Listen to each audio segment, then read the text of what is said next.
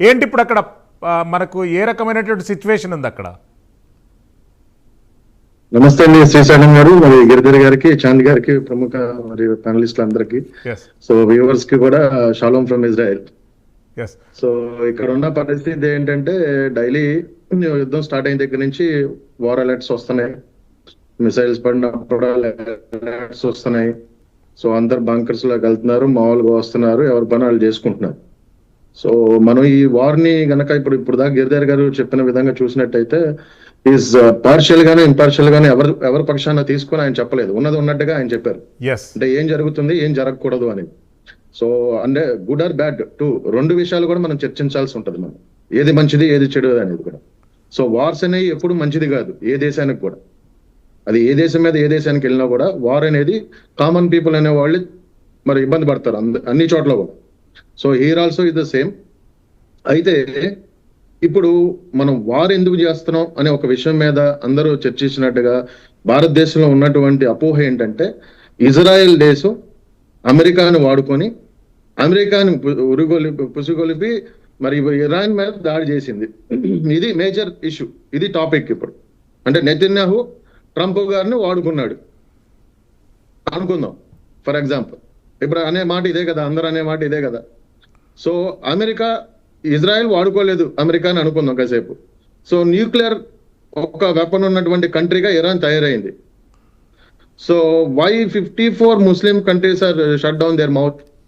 ఎందుకు వాళ్ళు ఏం మాట్లాడలేదు? ఎందుకంటే వాళ్ళకు కూడా ఇష్టం లేదు ఇరాన్ న్యూక్లియర్ కంట్రీగా వెళ్ళడం అనేది, వాళ్ళకు కూడా ఇష్టం లేదు.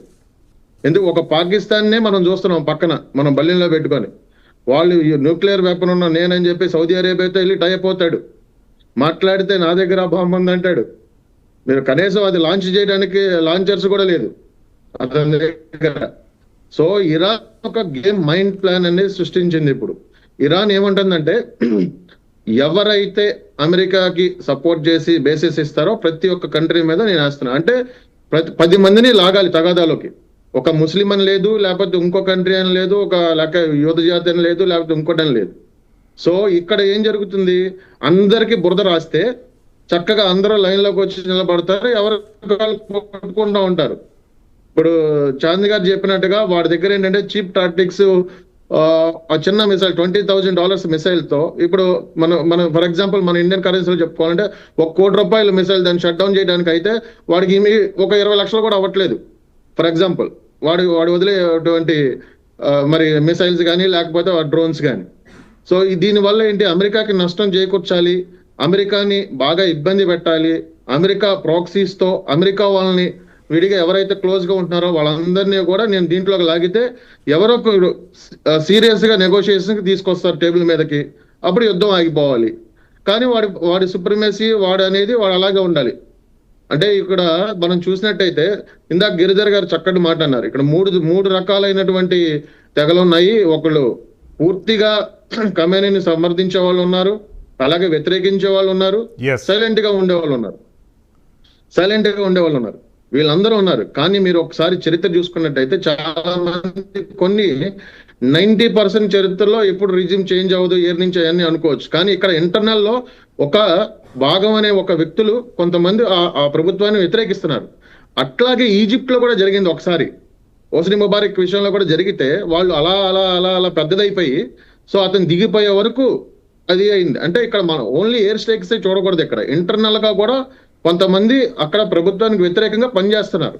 సో ఇది పెద్దదవ్వచ్చు, చిన్నది అందరితో ముగిసిపోద్దని లేదు, ఇది పెద్దదవ్వచ్చు.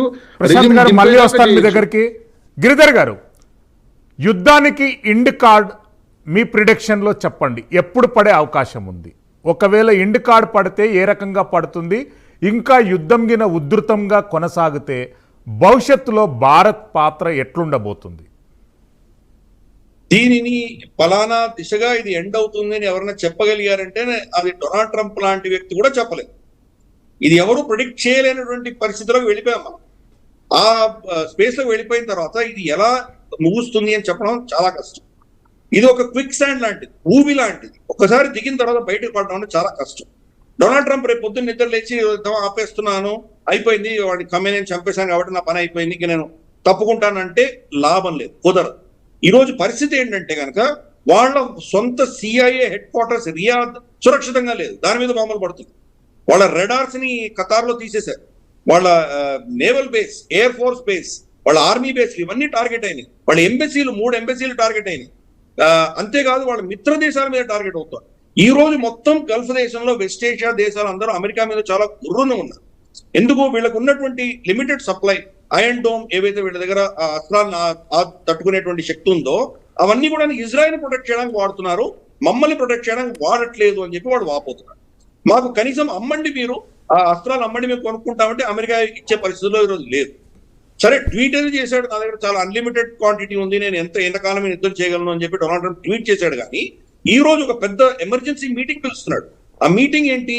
ఈ అమ్యునిషన్ ప్రొడ్యూస్ చేయగలిగిన కంపెనీలందరినీ పిలుస్తున్నాడు, మీరు ప్రొడక్షన్ ఇంక్రీజ్ చేయండి అని వాళ్ళని పిలుస్తున్నాడు. అంటే అర్థం ఏంటి? పానిక్ సిచ్యుయేషన్ లో అమెరికా ఉంది. అది చెప్పకుండా ఏదో దాటేసే దిశగా ఏదో చెప్తున్నాడు డొనాల్డ్ ట్రంప్, కానీ పరిస్థితి అది ఉంది. కాబట్టి ఈ యుద్ధం ముందుకు వెళుతుందా, ఆగిపోతుందా, అమెరికా ఇజ్రాయెల్ దెబ్బతింటాయా, లేదా ఇరాన్ సర్వనాశనం అవుతుందా, ఇవన్నీ చెప్పాలంటే దానికి 2 ముఖ్యమైన అంశాలు ఉన్నాయి. ఎంత తొందరగా వీళ్ళ ఎయిర్ డిఫెన్స్లు అయిపోతాయో అదొక అంశము, ఎంత తొందరగా వాళ్ళు డ్రోన్స్ ని మిజైల్ ని కొట్టగలిగిన క్షమత, ఇరాన్ యొక్క క్షమత తగ్గిపోతుందో, ఈ 2 అంశాలు ఎవరు ముందర ఆ లక్ష్యాన్ని చేరుకుంటారో దాని ఆధారంగా ఎవరు గెలుపుతారో ఓడిపోరు చెప్పండి. సో అందుకని ఇప్పుడు వాళ్ళ మిసైల్ ఫైర్ చేయగలిగినటువంటి వాళ్ళ మిసైల్ సైలోస్ అన్ని వీళ్ళు టార్గెట్ చేస్తున్నారు. కానీ చాలా మిసైల్ సైలోస్, ఈ డ్రోన్స్ ఇవన్నీ ఎక్కడో కొండలో వీళ్ళు సొరంగాలు తవ్వి దాచిపెట్టుకున్నారు. మనం హమాస్ చూసాం, హమాస్ ఎన్ని సొరంగాలు తవ్విందో చూసాం, హిజ్బుల్లా సొరంగాలు తవ్విందో చూసాం. దాని వెనకాల బ్రెయిన్ అంతా ఇరాన్. మరి ఆ దేశాల్లో చేయించగలని ఇరాన్ లో ఎందుకు చేయించదు? కాబట్టి ఇరాన్ ఈ రోజు ప్రస్తుతానికి వాడుతుంది పాత మిసైల్స్, పాత డ్రోన్స్ వాడుతుంది. ఆధునికమైనటువంటి హైపర్సానిక్ మిసైల్స్ చాలా ఉన్నాయని చెప్తున్నారు వాళ్ళు, అవి ఇంకా బయటికి తీయలేదు. ఇజ్రాయెల్, అమెరికా అవి తీయకుండానే దాన్ని ధ్వంసం చేయగలిగినటువంటి రాబోయే 4-5 వారం రోజుల లోపల చేయగలిగితే ఇరాన్ ఓడిపోతుంది. అప్పుడు ఆఫ్ కోర్స్ వీళ్ళు కొంత పైచే వస్తుంది. లేదు, దీన్ని ధ్వంసం చేయలేకపోయారంటే కనుక వీళ్ళ యాంటీ ఎయిర్ క్రాఫ్ట్, ఇందాక మీరు చర్చించినట్టు ఒక్కొక్క పేట్రియట్ మిసైల్ $1 మిలియన్, $20,000 వాళ్ళ డ్రోన్స్ ని ఎదుర్కొంటూ పోతే కనుక వీళ్ళకి ఎప్పుడో అప్పటికి వీళ్ళ సప్లై ఆగిపోతుంది, తగ్గిపోయినప్పుడు ఇంకా అటాక్స్ అన్ని ఉధృతం అవుతాయి, విస్తృతం అవుతాయి. పైపెచ్చు దీనికి కీలకంగా ఇది మేజర్ గా ఏమవబోతోందంటే అమెరికాని డైరెక్ట్ టార్గెట్ చేయక్కర్లేదు. అమెరికా మిత్రులు ఎవరైతే ఉన్నారో వాళ్ళని ఇప్పుడు సౌదీ అరేబియాలో ఆల్రెడీ ఒక ఆయిల్ ప్రొడ్యూసింగ్ వాళ్ళ కంపెనీ మీద టార్గెట్ అయ్యి మేజర్ దెబ్బ తగిలింది ఆల్రెడీ. అలాగే ఖతార్ లో గ్యాస్ ప్రొడ్యూస్ చేస్తున్నటువంటి ఒక ఫీల్డ్ ని కొట్టారు. అబుదాబికి సంబంధించి, యుఏకి సంబంధించిన ఒక ఆఫ్ షోర్ రిగ్ ని కొట్టారు వాళ్ళు. ఇవి ఒక కీలకంగా వీళ్ళ వాటర్ సప్లై, అక్కడెక్కడ ఎడారి ప్రాంతం అదంతా, వాళ్ళకి మంచినీళ్ళు కావాలన్నా, ప్రజలు బతకడానికి కావాల్సిన నీళ్ళంతా సముద్రం నుంచే తీసుకొని డీసాలినేట్ చేస్తారు. రేపు డీసాలినేషన్ ప్లాంట్స్ మీద కనుక ఇరాన్ టార్గెట్ చేయడం మొదలు పెట్టిందంటే ఇంకా విపరీతమైన ఒత్తిడి వస్తుంది అమెరికా మీద. ఆపేయమని, అమెరికా ఇజ్రాయెల్ ఆపేయమని పెద్ద ఒత్తిడి వచ్చేటువంటి ప్రమాదం ఉంది. కాబట్టి ఇవన్నీ అంటే హైపోథెటికల్ సిచ్యుయేషన్స్. అంతకంటే ముందరే యుఎస్ఏ, ఇజ్రాయెల్ ఇద్దరు కలిసి వాళ్ళ క్షమతని బాగా గణనీయంగా దెబ్బ కొట్టి ఎక్కడెక్కడ ఉన్నాయో, ఎక్కడ సొరంగాలు పెట్టారో దాన్ని వీళ్ళు డిటెక్ట్ చేసి అక్కడి నుంచి వీళ్ళు అస్త్రాలు తీయకుండా దాన్ని కట్ చేయగలిగినటువంటి ఆపరేషన్స్ చేస్తే అప్పుడు ఆఫ్ కోర్స్ శాంతి ఉంటుంది, కొద్ది విధమైనటువంటి ఊరట వస్తుంది. అందుకని ఇవన్నీ చెప్పలేము, ఇవన్నీ కూడా అన్చార్టెడ్ టెరిటరీ అంటారు ఇంగ్లీష్ లో. ముందుకు ఎక్కడికి వెళ్తామని చెప్పడం చాలా కష్టం. ఇది రాబోయే 10 రోజుల్లో ఈ యొక్క క్యాంపెయిన్ అన్నది ఏ దిశగా వెళ్తుందో మనకు తెలుస్తుంది. ఇరాన్ మాత్రం రెజీమ్ చేంజ్ తట్టుకోవడానికి కావాల్సినటువంటి ప్రోటోకాల్స్ పెట్టుకున్నారు. గత 30-40 సంవత్సరాలుగా ఇజ్రాయెల్ కొన్ని వందల మంది హమాస్, హిజ్బుల్లా కమాండర్స్ చంపుతూ పోయింది. మొన్న కూడా సిన్వర్ ని చంపారు, నస్రుల్లాని చంపారు, ఇంకోటి పుట్టుకొస్తాడు. సో ఆ రెజిమ్ అట్లా తయారు చేశారు. మీరు నేతృత్వాన్ని ఎంత తీసినా కానీ కింద నుంచి వచ్చేటువంటి ఒక స్ట్రక్చర్ క్రియేట్ చేశారు వాళ్ళు. ఇది అర్థం కాకుండా సద్దాం హుసేన్ తీసేస్తే మొత్తం కొలాప్స్ అయింది, ఉమర్ గదాఫిని తీస్తే అది కొలాప్స్ అయింది. ఇరాన్ అటువంటి వ్యవస్థ కాదు. తెలుసు మమ్మల్ని నేతృత్వాన్ని టార్గెట్ చేస్తే ఎలా తట్టుకోవాలి అన్నటువంటి ప్రోటోకాల్స్ వాళ్ళు పెట్టుకున్నారు. కాబట్టి ఇరాన్ యొక్క రెజీమ్ ని చేంజ్ చేయడం అనేది చాలా చాలా కష్టం. చేంజ్ అవ్వదు నేను అనట్లేదు, కానీ ఆ స్ట్రక్చర్ అలా క్రియేట్ చేశారు. కాబట్టి నా దృష్టిలో డొనాల్డ్ ట్రంప్ దీని ఎండ్ గేమ్ ఎలా ఉంటుంది, నెక్స్ట్ స్టెప్స్ ఏంటి, అసలు యుద్ధానికి పరమావధి ఏంటి, ఇటువంటి ఏమి ఆలోచన చేయకుండా దీంట్లో బరిలో దిగాడు. అందుకని ఈ రోజు వాళ్ళ భిన్న స్వరాల్లో వినబడుతోంది. మొదటి రోజు రెజిమ్ చేంజ్ అంటాడు, రెండో రోజు రెజిమ్ చేంజ్ కాదంటాడు, మూడో రోజు వాళ్ళ న్యూక్లియర్ వెపన్స్ తీసేస్తానంటాడు. మరి నువ్వే జూన్ లో చెప్పావు కదా, ఫర్దోలో నేను బాంబులు వేసాను, వాళ్ళ న్యూక్లియర్ కెపాసిటీ ధ్వంసం అయిపోయిందని చెప్పావు కదా, మళ్ళీ ఇప్పుడు న్యూక్లియర్ గురించి ఎందుకు మాట్లాడుతున్నావు? ఆల్రెడీ ధ్వంసం చేసిన తర్వాత మళ్ళీ ఎందుకు వాళ్ళ మీద అటాక్ చేస్తున్నావు? దీనికి సమాధానం లేదు. కాబట్టి కన్ఫ్యూజ్ స్టేట్ లో అమెరికా ఉంది. కాబట్టి ఏ యుద్ధం కూడా కన్ఫ్యూజ్ స్టేట్ లో మీరు ఎక్కువ కాలం వెళ్ళలేరు.